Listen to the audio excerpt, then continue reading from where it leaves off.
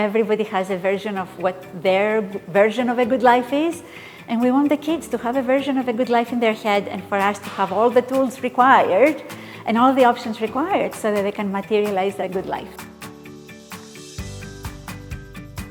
I do both clinical work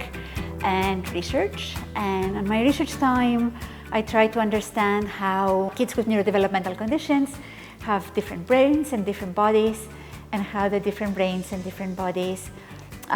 predict where their strengths and maybe their challenges would be, and then use clinical trials to try to think about how to strategically intervene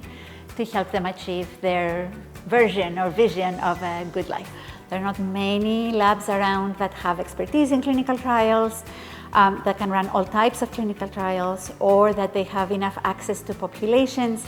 to make it attractive for people who run trials around the world to also come to Canada. So we decided that it would be important to train the next generation of young clinicians and scientists who will become the critical infrastructure for clinical trials and intervention studies in Canada. And of course, the communities,